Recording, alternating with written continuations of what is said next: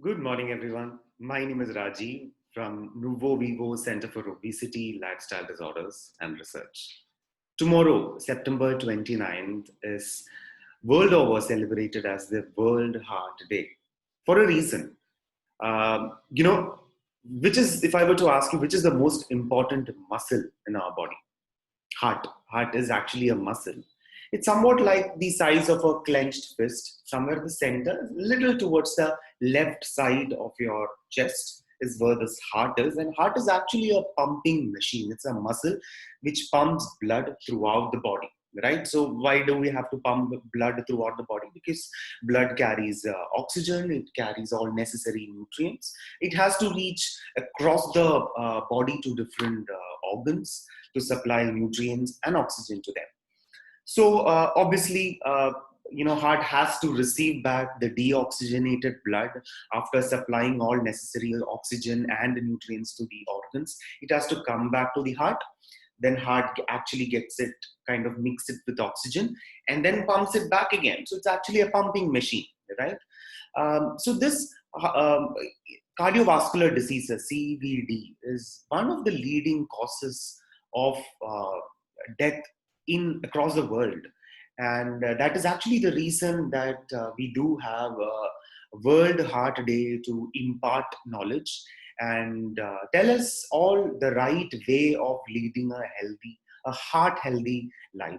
So today we are going to do a series of six seminars, micro seminars, every day in the morning, addressing each particular issue, so that we all get aware of how to lead a healthy lifestyle. Of course, from a fitness perspective, we are a lifestyle and fitness online lifestyle and fitness company. So if there is any heart related issues related to medicines or medical diagnostics, we would strongly recommend that you do go and meet your doctor, a cardiologist, and get a educated opinion.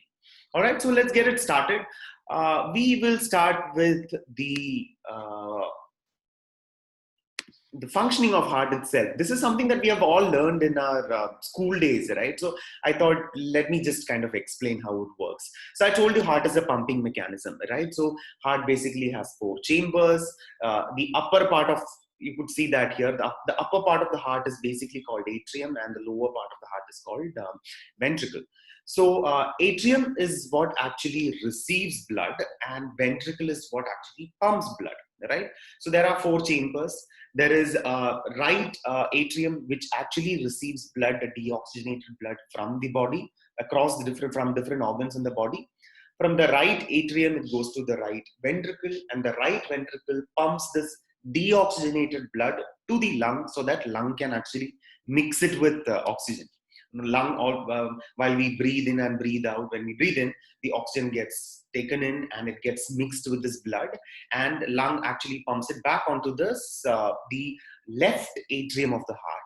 Left atrium actually receives the oxygenated blood from the lung, and then it goes down to the left ventricle, and left ventricle is the actual pump which pumps the oxygenated blood across different parts of the body, right?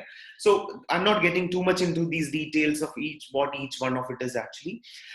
Now here, if you have noticed, heart actually pumps blood. And so how does, so heart, that's basically what we talk about in terms of a heartbeat. So what exactly is a heartbeat? When heart is actually pumping blood, there is a certain amount of pressure with which it pumps, right? So the pressure with which it pumps is called the systolic pressure, the higher number. And between every time it pumps and kind of stops, and then it pumps and then it stops, so that pressure difference, when it pumps, it's called the systolic pressure, and when it actually stops doing that, that's when the pressure drops down, that's called the diastolic, right? So we all know a diastolic, systolic of around 80, 120 is what is actually normal when we all check the blood pressure, right? So now coming to various parameters which decides cardiovascular diseases or risk of cardiovascular diseases. Now, is there a mechanism to decide how is one susceptible to a cardiovascular disease? Multiple ways of doing that, but let me just go through certain parameters. Okay, obviously your BMI, your body weight, or if you're obese or not, is definitely a parameter which decides if a person is susceptible to heart diseases. a BMI of about 25, which BMI is nothing but weight in kilogram by height in meter square. If you do that, weight in kilogram by height in meter square. If you do that, and if that number is about 25, which means that you're overweight, and if that number is about 30, then which means that you're obese.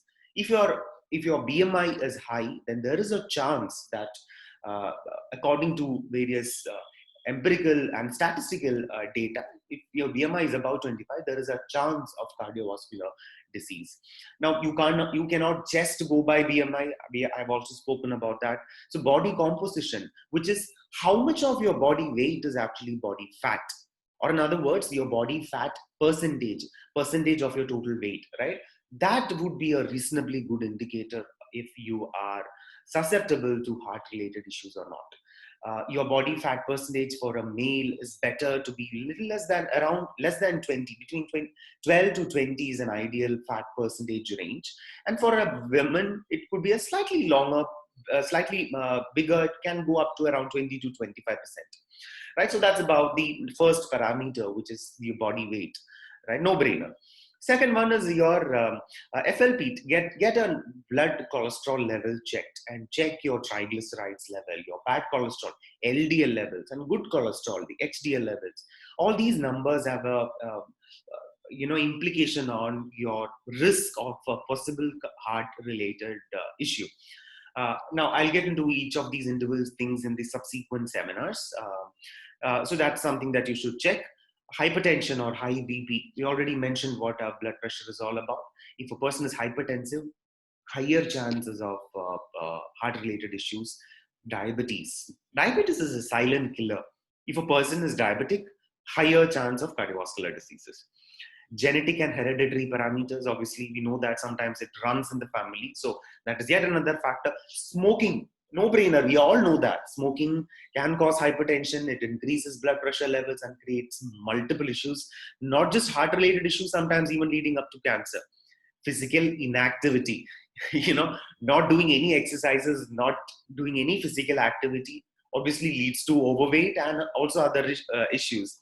Stress, work related. We live in a very highly stressful environment, right? It obviously has an impact on your general mood and well-being, blood pressure, everything. So that's a parameter. Age, obviously, as you all age, we are all susceptible to many such diseases and lifestyle disorders, right? So that's basically these are the parameters. But then, how do we actually put this into a number? How do we know? So there is a method for that. Okay, this is a formula which actually tells you. If you notice, it takes into consideration your total cholesterol, your age, your LDL levels. Your HDL levels are coming in there. So your LDL levels, your blood pressure levels, if you're a cigarette smoker or not, if you're diabetic or not, all these parameters are taken into consideration to calculate percentage possibility of getting a heart-related issue in next 10 years or so. Now, I know this is a very complex formula. We are not going to sit up and then solve it for you. So I found an easy method for you. Here is a cardiovascular risk calculator. You can see the URL on the top. You just need to put in all your details, and it calculates your 10-year risk of heart disease or stroke using the ASCVD algorithm, right? You could read up all more details on that link. Now, once I put in all these details of age 40 to, so the minimum age that it takes is 40. So that's fine. So if you're less than 40, put the age as 40.